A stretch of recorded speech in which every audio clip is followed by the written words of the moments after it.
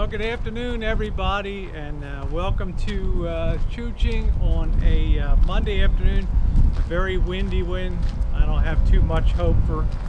You never really know. I got the little wind booty on today, so kind of get your fingers crossed for that. But you know, guys, two of the hardest words to say in the English language, and some that you rarely ever heard said, especially where egos are involved and big personalities and things, and the two words are "I'm sorry."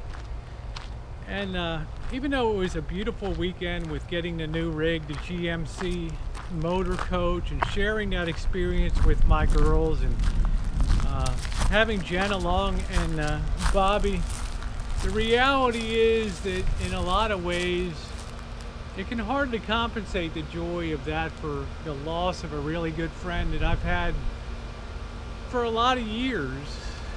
And part of the reason why is, you know, some of the things that occur on Hangouts and all that.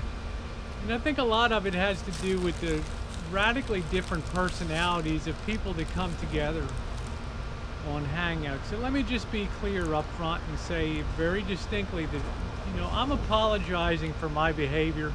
Not because I've ever spoken behind people's back or jabbed a knife into people's back or been a backstabber, but I've certainly been an enabler in some chats that have started out good and then go south, mainly because of the theater involved and the personalities involved and the whole experience of it. And you know, today I had a lot of time to reflect, yesterday and today, on some of the absurdity of that kind of stuff, and maybe I'm a little thicker than most, but the reality of that has stuck in. People often say, well, you and Amanda are a lot alike in so many ways, and we are.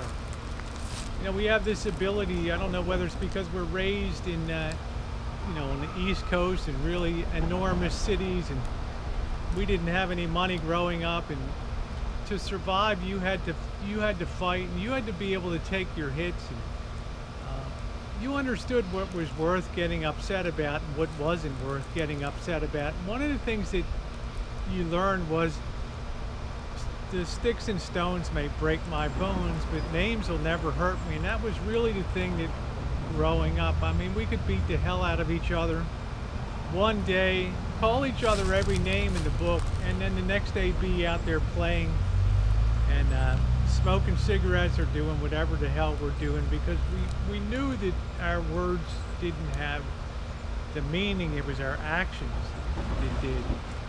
So in my life, when it's come time to be with other people, a lot of times I'm a believer that I carry that same feeling from my childhood or my young adult.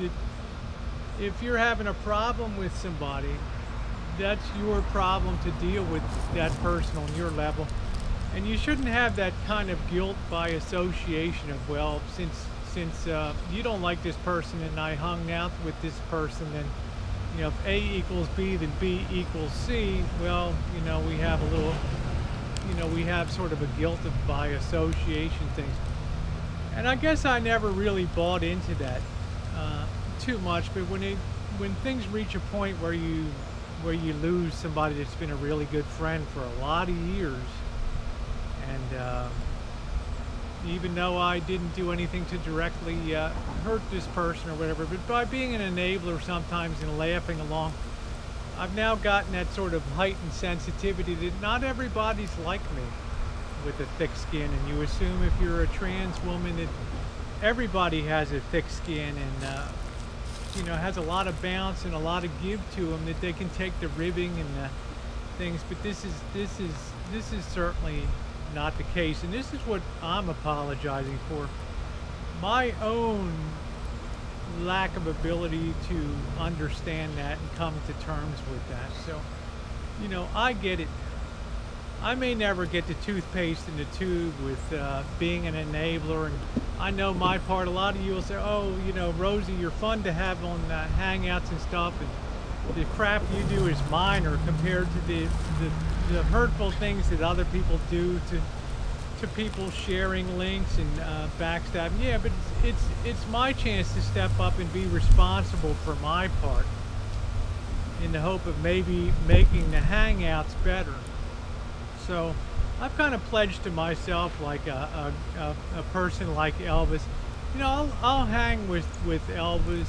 We're talking Class Bs and rigs and all that stuff because there's few people that are more knowledgeable and can call up more details and more facts about the RBs and the RB life and the bands and all that than an Elvis. But I'll tell you what, there will be no times anymore when, you know, if things devolve into a name calling session, or, you know, even if it's the theater of the absurd and it's fun to watch because you're not really hearing what's said, but you're watching sort of the theater, like watching an opera with all the overwhelming sets and all the noise and the lights and the glitter, and it could be in a foreign language, but you still sit there sort of enjoying it. That's kind of the way I felt about those things.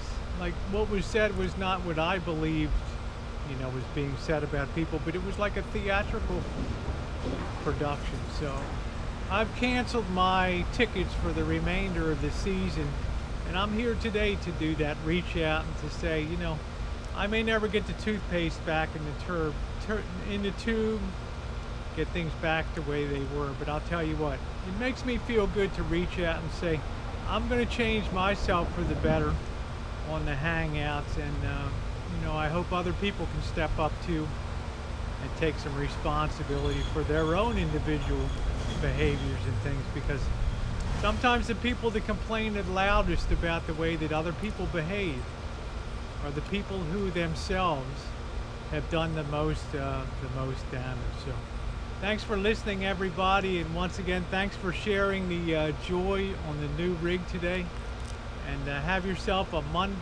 happy rest of your Monday and a great week. Thanks so much for being along.